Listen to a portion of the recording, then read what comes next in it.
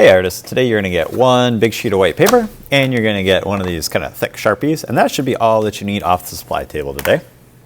And when you get to your seat, you need to put your name on it. Now today's a little different because I'm going to actually be cutting this paper in half and I need both halves. I'm going to put my name at the tippy top, so I'm going the wide way. Okay, going the wide way, so sideways right now. I'm going to go name at the top, Mr. Calvert. And I'm going to put my name at the bottom, Mr. Calvert. That way I have it on both of my sheets of paper. Now we want this to look like kind of like dripping paint. So I'm going to start off on the side. Okay, I would avoid doing it right at the tippy top. I would go off to the side and I'm going to come down. I'm going to make it look kind of like drips. Don't make it too hard that you won't be able to cut this out. So I'm keeping my drips pretty large. And I would also have it end off the side of your paper. Okay, so it should touch both ends. Now I'm going to take my scissors. I'm going to carefully cut that out.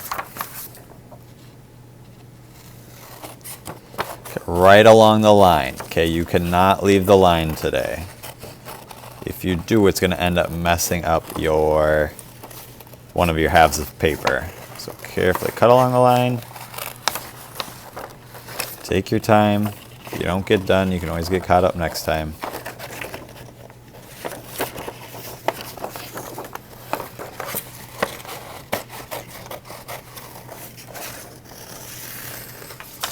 All right, once I get it out, it's going to look like two different drip paintings, okay? I'm going to flip them over so I can't see my name, and I'm going to kind of retrace this shape. So I'm going to come up, go around these. So I'm just going to kind of follow, almost like you're bubble drawing around something. Okay, you probably want about as thick as a finger or two. Don't make them too skinny because we have to paint these in next time.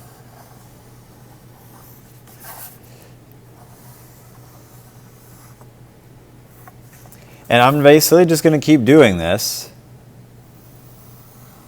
until I run out of space. And it's going to take a little while.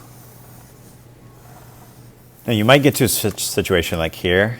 I'm going to come up and I might end up coming off the edge of my paper. That's fine. I'm just going to pick up back where I have room right here. So as you get to the top, that's probably going to happen several times.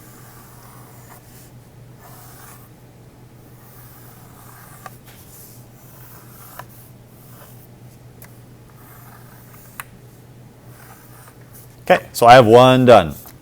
I need to do it to the other piece as well.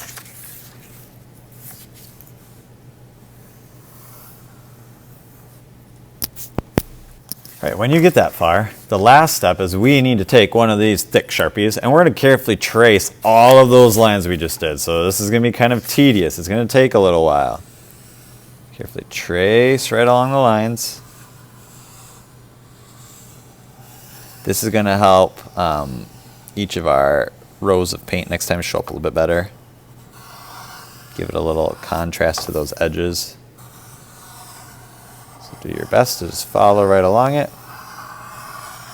And you get this far and you have cut your paper in half, drawn all these waves, and then sharpened all these waves. We're going to make a nice neat pile of them up front. I would just keep them right on top of each other. That way I don't have to sort them out next class.